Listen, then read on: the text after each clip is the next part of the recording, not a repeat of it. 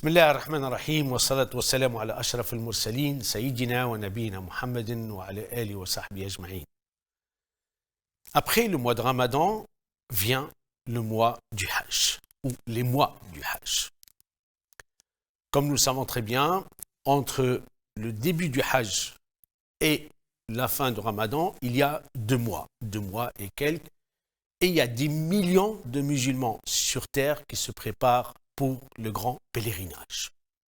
Je dis bien le grand pèlerinage, c'est une fois dans la vie, on verra les détails avec mon invité, et nous avons réfléchi à vous offrir une matière sur le Hajj, qu'elle soit complète, raison pour laquelle j'aurai plusieurs invités.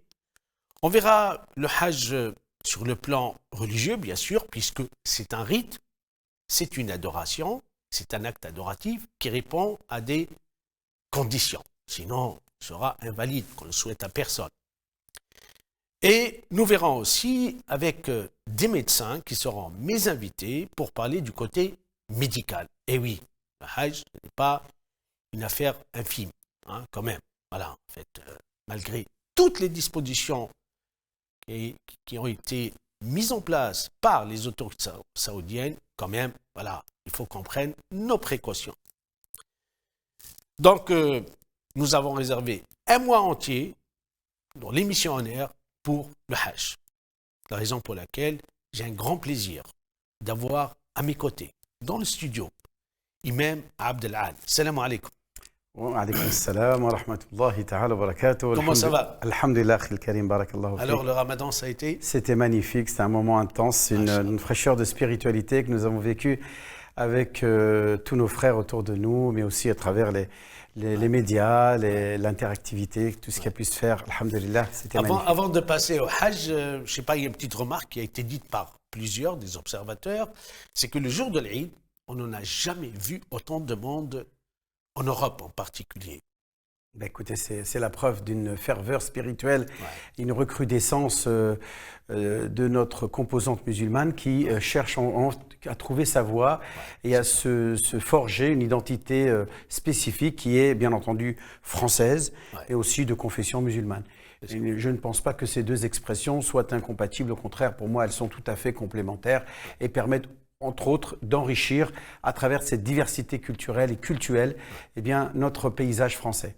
C'est une très très bonne transition, puisque nous le savons très bien que le pèlerinage, le grand Hajj, s'inscrit aussi dans la sphère européenne. Aujourd'hui, il y a beaucoup de musulmans en Europe qui partent au Hajj. Non pas uniquement ceux qui sont d'origine en fait arabo-musulmane, mais quand même des Européens qui pour eux, c'est une destination favori aujourd'hui. Vous confirmez? Bien entendu, nos coreligionnaires de confession musulmane dans toute l'Europe et en France en particulier sont soucieux d'au moins une fois dans leur vie d'accomplir ce pilier, puisqu'on le rappelle que le pèlerinage est quand même un des 5 piliers de l'islam. C'est le dernier, celui qui parachève, celui qui complète la foi et la religiosité de celui qui va l'accomplir, puisque c'est ce jour-là où Dieu, Allah Azza wa Jal, a révélé à son prophète bien-aimé ce fameux verset qui, pour d'autres communautés, ont dit au prophète que si ce verset avait été révélé à notre communauté, notamment la communauté juive, eh bien, ils auraient décrété ce jour-là comme un jour de fête. Et c'est le verset dans lequel Dieu dit « Al-yawma akmaltu lakum dinakum » C'est aujourd'hui que j'ai complété sur vous votre religion. Et j'ai parachevé sur vous mes bienfaits. Et j'ai agréé pour vous comme religion l'islam. Très bien. Donc là, je vais vous demander, c'est qu'on ne s'est pas mis d'accord là-dessus, mais bon, je profite de votre très belle voix, parce que je sais très bien que vous récitez très bien le Coran. Serait-il possible de nous lire les versets sur l'Hajj? Non, ممكن. أعوذ بالله من الشيطان الرجيم الحج أشهر معلومات فمن فرض فيهن الحج فلا رفث ولا فسوق ولا جدال في الحج وما تفعلوا من خير يعلمه الله وتزودوا فإن خير الزاد التقوى واتقون يا أولي الألباب. Masha'Allah, Masha'Allah, Barakallahu fik. Voilà, en fait, je crois que voici un des versets coraniques. Bien sûr. De Al-Hajj. Il y en a beaucoup. Alors, en fait, puisqu'on en parle dans le Coran, donc la première source qui est le Coran parle du Hajj, et le prophète, alayhi salatu wassalam, bien sûr, ça a été confirmé ou expliqué la parole d'Allah subhanahu wa ta'ala. Juste une idée pour nos chères téléspectatrices, spectateurs. En fait, les versets coraniques dans le Hajj, il y en a, en fait, est-ce que nous pouvons aujourd'hui dire que il y a 3, il y a 4, il y a 5, ou voilà, en fait, où on peut les trouver dans les grandes sourates, petites sourates? Oui, Surat al-Baqarah, bien entendu, et puis Surat al-Hajj aussi, où est-ce qu'on peut trouver effectivement... Ah, il y a une sourate, oui, c'est vrai. Il y a carrément une sourate qui porte le nom, le pèlerinage, al-Hajj. Et puis il y a Surat al-Baqarah, où il y a, bien entendu, tout un ensemble de versets, où Dieu, dans le Coran, dit وَأَتِمُّوا الْحَجَّ وَالْعُمْرَةَ لِلَّهِ فَإِنْ أُحْصِرْتُمْ فَمَا اسْتَيْسَرَ مِنَ الْهَدْيِ, et parachever le Hajj et la Umrah pour Dieu. Et que si vous avez été bloqué par un incident extérieur, eh bien, vous devrez vous acquitter d'un hadith, c'est-à-dire d'une expiation, le fait de verser l'équivalent d'un mouton que vous allez distribuer à des pauvres. Et donc, ces versets-là nous donnent déjà beaucoup de détails, d'explications quant à la manière d'accomplir le pèlerinage. Mais le prophète est bien entendu venu pour nous détailler, nous expliciter, nous éclaircir comment Dieu, quand il nous impose, puisqu'il dit Walillahi ala nasi hajjul bayti, Dieu a à l'encontre, une obligation à l'encontre des gens, l'accomplissement du pèlerinage. Donc c'est un droit de Dieu envers ses serviteurs que sont les gens. Donc d'accomplir le pèlerinage. Chaque musulman a donc dans l'esprit, doit garder à chaque instant le moment où dès qu'il a les moyens, puisque le verset termine par ça, liman istata'a ilayhi sabila. Barakallahu fik, Imam Abdelal. J'ai voulu insister sur le fait que le Hajj est inscrit dans le Coran, est prescrit dans le Coran. Ah, bien entendu. En fait, et en plus c'est vrai, une belle remarque, en fait, toute une sourate, sourate al-Hajj. Sourate al-Hajj. Pour dire que, ô combien cette ordonnance est un pilier de l'islam, comme l'a dit le prophète alayhi salatu wassalam. Alors, la question peut-être que se pose beaucoup, c'est quoi le Hajj? Alors, le Hajj, dans sa définition étymologique, بمعنى اللغوي هو القصد إلى معظم. C'est le fait d'avoir l'intention d'aller vers quelque chose de magnifique.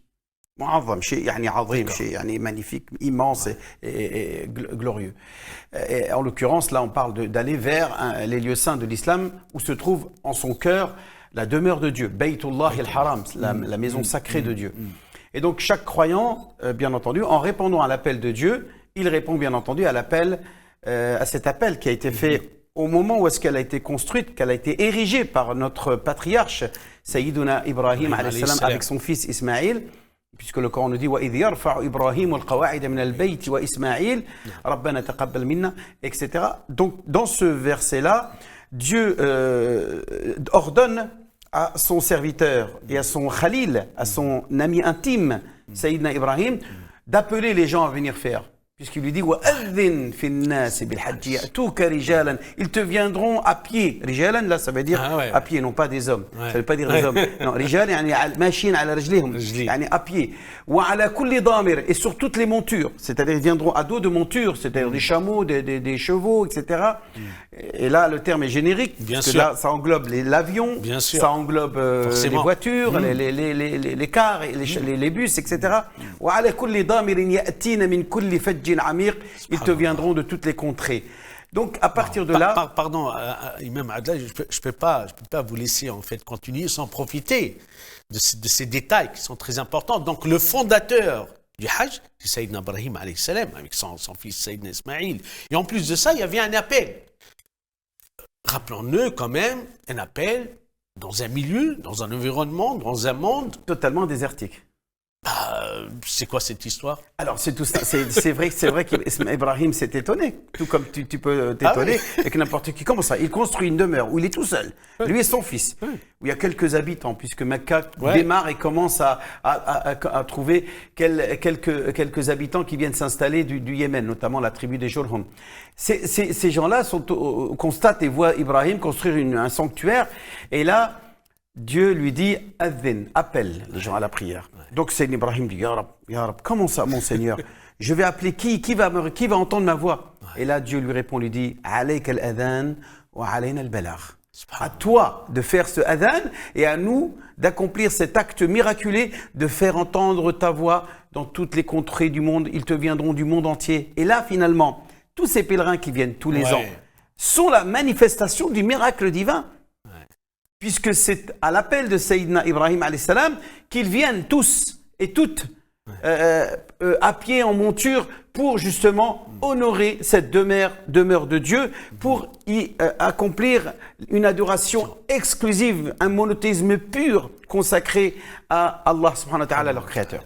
En fait, qui aurait pu un jour imaginer que des pèlerins viendront.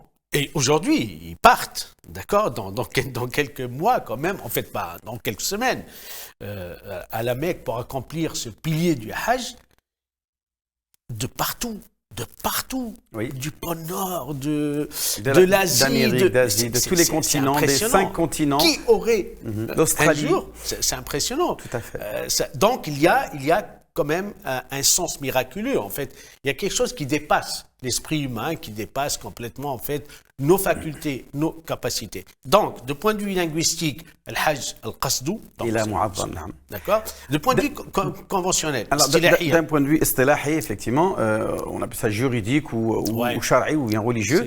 Eh bien, c'est huwa al-qiyam bi a'mal makhsousa. C'est le fait d'accomplir des actes spécifiques, fi awqatin makhsousa, dans un moment spécifique. Et ça, jusque-là, il y a d'autres adorations qui remplissent ces deux définitions. L'accomplissement d'actes spécifiques dans un moment spécifique, par exemple la prière. Inna salata kanat ala al-mu'minina kitaban mawquta. Et puis la manière, sallu kama ra'aytumuni usalli, faites la prière comme vous me voyez la faire, avec l'inclinaison, les deux prosternations, etc. pour chaque rak'a, tahiyya, etc. à la fin. Et donc, des actions spécifiques dans un moment spécifique, il y en a d'autres qui remplissent cette définition. Et le mois de Ramadan, par contre, vient de... Voilà, effectivement, c'était bien un mois spécifique, dans un moment spécifique, en accomplissant un acte spécifique, c'est-à-dire l'abstinence de manger, de boire et de rapport intime, de l'aube jusqu'au coucher du soleil. Donc on a bien un moment spécifique, mais aucune de ces adorations impose un lieu spécifique. Seul le Hajj va imposer ce lieu spécifique, puisqu'on ne peut pas accomplir le Hajj autrement que dans ce lieu, dans cet endroit spatial. Ni en Sibérie, ni aux Champs-Élysées, ni au Maroc. Et encore moins en Iran, comme certains, ou en Irak, qui veulent imposer certains lieux, des mausolées, etc., dans lesquels ils vont se substituer à la Kaaba. Ils vont même construire des fausses Kaaba. Il y a eu des tentatives dans l'histoire. Bien entendu. En fait, voilà. Mais aujourd'hui, ce que nous savons très bien, c'est que les musulmans, Allahu a'lam, combien serait le nombre cette année? Parce que, voilà, en fait, mais nous le savons très bien, on peut aller jusqu'à 5 millions, 6 millions, en fait, voilà, tout dépendra. Mais ce monde entier se dirige vers une seule destination qui est la Mecque pour accomplir le Hajj. Mais il y a une petite remarque très, très importante, c'est que vous parlez de lieux. Quels sont les lieux dans lesquels on accomplit le Hajj? Alors, le plus important, bien entendu, c'est la mosquée sacrée, c'est-à-dire Al-Masjid al-Haram. Là où se trouve, bien entendu, en son milieu, Al-Kaaba al-Musharrafa. C'est ce fameux cube enveloppé d'un linceul, on peut appeler ça une étoffe noire, dorée, avec plein de calligraphies, etc. Machallah, très très belle. Je félicite les autorités saoudiennes pour ce travail qu'ils font tous les ans d'embellir la mosquée. Il y a même une usine spécifique, ce qu'on appelle Masna al-Kiswa, qui font ce travail d'embellissement de la Kaaba à travers ce voile qui vient envelopper cette magnifique bâtisse qui, je rappelle, moi, pendant de l'année, je fais beaucoup de Umrah. Je suis particulièrement touché par l'émotion que ressentent les pèlerins qui vont accomplir une Umrah. Dès qu'ils voient la Kaaba, ils tombent tous en pleurs. Ils se mettent à pleurer. Même nous, ils ceux sont qui en partent sanglots devant la vision magnifique de cette belle dame qu'on appelle Al-Kaaba Al-Musharrafa. Ils sont en admiration devant la beauté de ce lieu-là. Et là, ils se rendent compte combien ils ont été élus par Dieu. Après avoir été élus pour être musulmans croyants, ils ont été élus une seconde fois pour avoir la possibilité. Parce qu'il ne faut pas oublier qu'aujourd'hui, nous sommes 1,5 milliard de musulmans dans le monde. Et que seulement quelques millions dans l'année ont la possibilité d'aller faire une Umrah ou le Hajj. Mais alhamdoulilah, cette année, on parle de 25 millions quand même. Oui, mais ça reste. Qu'est-ce que c'est 25 millions devant 1,5 milliard ça veut dire que des centaines de millions de musulmans ne peuvent pas y aller. Rêveraient y aller, ils n'iront pas. Si on devait se mettre, par exemple, en tour de rôle, le 1,5 milliard, peut-être Samy, il te faudrait peut-être un siècle avant d'avoir ton tour si tu étais le dernier dans cette liste-là. Donc c'est vraiment une sélection. Allah Azza wa Jal nous sélectionne, nous choisit parmi les autres croyants, les autres musulmans, pour nous donner la possibilité. Et donc rien que pour cela, il mérite toutes les louanges et les remerciements et la reconnaissance. Subhanallah. Donc nous avons le Kaaba, le Hajj se déroule au sein de la mosquée. Alors à côté, vous avez bien entendu les deux montagnes qu'on appelle Safa ou Al-Marwa, dans lesquelles il va y avoir un déplacement, c'est-à-dire des allers-retours. Sa'i, on appelle Sa'i bien Safa Al-Marwa. Mais là, pardon, on est toujours dans la mosquée. On est toujours tout près de la mosquée. C'est-à-dire que la Safa Al-Marwa maintenant, qui était à l'extérieur de la mosquée, ont intégré la mosquée, puisqu'aujourd'hui, on rappelle que la mosquée de la Mecque est quand même le plus grand édifice du monde. Je dis bien toute construction confondue, y compris les constructions non religieuses. C'est le bâtiment ou la construction la plus grande du monde. Rien n'est plus grand qu'aujourd'hui que la bâtisse qui entoure Al-Kaaba Al-Musharrafa. Et donc, vous avez ces lieux-là où est-ce que, bien entendu, on parle de piliers, la circumambulation autour de la Kaaba, ce qu'on appelle en arabe At-Tawaf bil Bayt al-Haram. Bon, vous avez aussi ce fameux kiosque dans lequel se trouve l'ancien échafaudage, parce qu'il faut rappeler qu'est-ce que c'est que Maqam Ibrahim. C'était un échafaudage, tout simplement, un moyen pour Ibrahim de monter, d'avoir une surélévation pour pouvoir mettre les pierres et ériger. Bayt Allah al-Haram, eh bien, il lui a fallu un moyen pour se surélever, et il a utilisé cet échafaudage qui était cette pierre qu'on le retrouve aujourd'hui à l'intérieur d'un kiosque tout près à l'est de la mosquée, la partie est de Masjid al-Haram. Et c'est là où est-ce que le croyant, après avoir accompli ces 7 tours, va y pratiquer ces 2 rak'at, puisque le Coran nous dit « Wattakhidhu min maqami Ibrahim musalla ». Ensuite, il va sur le Safa. Après avoir bu un peu d'eau de Zamzam, il se rafraîchit. Il monte au Safa et il fait ces fameux parcours aller-retour entre le Safa et le Marwa, avec des invocations spécifiques qu'on évoquera plus tard. Exactement, précédé par les harams, etc. On viendra avec bien sûr, tout cela, bien sûr, précédé par là, juste les villes. Donc, la ville, nous avons l'enceinte de la Kaaba, en fait. Il y a d'autres villes pour le Hajj? Alors oui, c'est vrai que tu as bien évoqué l'ihram, c'est important parce qu'il ne faut pas oublier que l'ihram est un pilier. Exactement.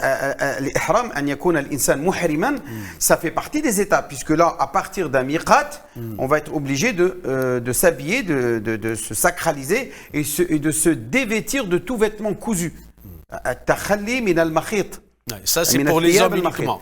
Bien entendu, c'est que les hommes qui sont concernés par cette prescription. Mais toutes et tous sommes concernés par la niya, l'intention. Qu'au niveau du miqat, on ne peut pas franchir le miqat sans avoir l'intention. C'est ça. Donc, le fait de dire labbaik Allahumma hajjatan ou umratan mutamatti'an biha ila al-hajj, muhim hasb al-niyya, selon l'intention. Est-ce qu'il veut faire à la fois une umrah et un hajj, s'il veut faire que le hajj tout seul, ou il veut associer l'umrah et le hajj? Voilà, ce qu'on appelle hajj wal qiran. Les 3 formules, les 3 types. Les 3 types. Bon, là aussi, on verra plus tard. Bien sûr. Là, juste les villes. Alors, d'abord, vous avez le miqat. Vous avez ensuite le Kaaba al-Musharrafa. Au niveau de la Kaaba al-Musharrafa, vous avez aussi autour de la Kaaba, bien sûr, et puis Safa al-Marwa. Ensuite, vous avez Minan.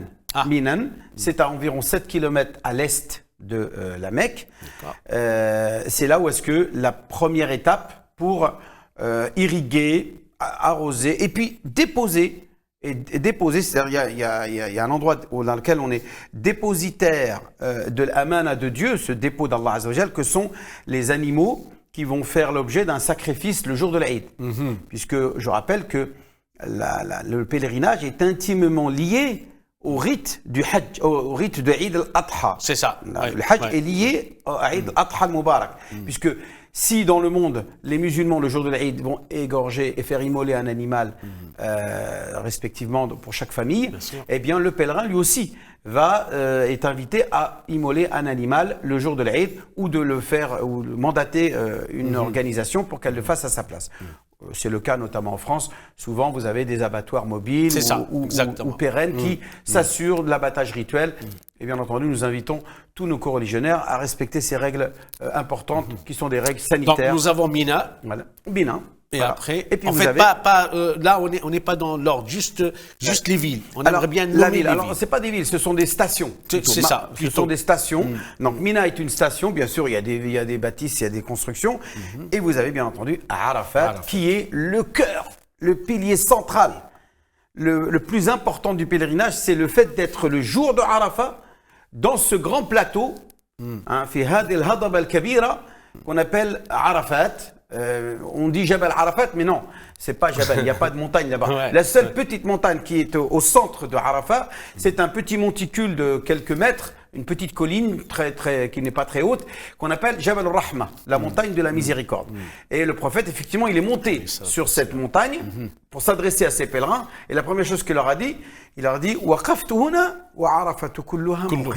je me suis stationné à cet endroit, mais sachez que tout Arafat est un lieu de stationnement dans lequel vous pouvez vous sédentariser et valider votre pèlerinage. Et même Abdelal, malheureusement, nous sommes pris par le temps et il y a beaucoup de choses à faire. C'est un grand plaisir. En fait, là, on va présenter à nos chers téléspectatrices, spectateurs, des livres que nous avons choisis, qui sont sur le marché, sur le Hajj, et nous allons faire des petits commentaires ensemble.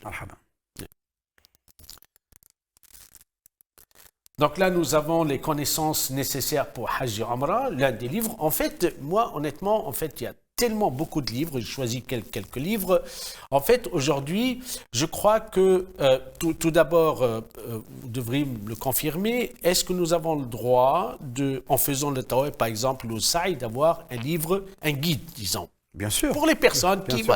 Contrairement à la prière, la circumambulation n'est pas très exigeante en matière par exemple, de retenue. C'est-à-dire, on n'est pas obligé de s'abstenir de parler ou de lire dans un livre ou de s'adresser à son voisin. Donc, avoir un livre, avec lui, d'ici, en fait, voilà, ça peut aider. Tout à fait. Donc, aujourd'hui, nous avons, moi, ce que j'ai observé, nous avons 3 types de livres. Il y a un livre de généralité. Donc voilà, en fait, qui parle du Hajj, en fait, en style, disons, en fait, voilà, explicatif. Il y a d'autres livres qui sont devenus des guides, ça veut dire pas à pas, mais je crois que la remarque que nous puissons faire tous ensemble, c'est qu'il faut mettre ces livres à jour, parce que le monde a changé. Et en Arabie Saoudite, il y a beaucoup de choses qui ont changé sur tous les plans. L'itinéraire, par exemple, en fait, les transports, etc. Je crois que, en fait, les fondations sont les mêmes, mais il y a quelques par exemple, là, en fait, je donne juste un petit exemple. L'attente à l'aéroport pour attendre pour aller à la Mecque, c'est plus comme avant. Avant, on passait... une journée ou deux à l'aéroport. Aujourd'hui, avec la gestion de l'affluence, qui a été beaucoup ça mieux va. organisé. Oui, et bien puis sûr, la taille de l'aéroport, puisque les capacités d'accueil se sont ça. multipliées par je ne sais plus combien. Mais en tout cas, c'est devenu gigantesque. L'aéroport de Jeddah notamment, qui est le plus grand aéroport du monde, il faut le rappeler, c'est plus de 40 km² de lieux d'accueil. Madinat al-Hujjaj, par exemple, qui est simplement gigantesque. Voilà, la ville des pèlerins, qu'on appelle la ville des pèlerins, permet d'accueillir plusieurs centaines de milliers de pèlerins par délégation, et c'est tout simplement gigantesque. La capacité d'accueil est énorme. Le flux logistique du transport des véhicules, notamment les bus, est organisé de manière continuelle, ce qu'on appelle taraddudiya par... Alhamdoulilah. De toute façon, ce qui est sûr et certain, aujourd'hui, nous pouvons dire que le Hajj est plus facile qu'avant. Bien sûr. Ça, c'est sûr et certain. Et mieux organisé. Voilà. Donc, nous invitons nos chers téléspectatrices, spectateurs, en fait, à se procurer les livres que eux, ils considèrent que ça peut les aider, c'est un appui. C'est vrai que nous avons le livre, nous avons la réalité, tout change, parce que ça, on le sait très bien. Mais quand même, nous remercions toutes les personnes qui ont œuvré, qui ont travaillé sur ces livres, pour offrir en fait une matière de lecture. Surtout, on les voit très bien pendant le trajet en avion, parce que quand même, ça prend du temps de lire. Et sur place, on peut lire, bien sûr. Et nous avons plusieurs... Alors, lire des livres, c'est bien. Ouais. Se documenter de manière à s'assurer du processus, du respect du processus des différents rites du grand pèlerinage est important. Ouais. Mais il n'empêche qu'elles ne peuvent pas se substituer à un encadrement logistique et spirituel.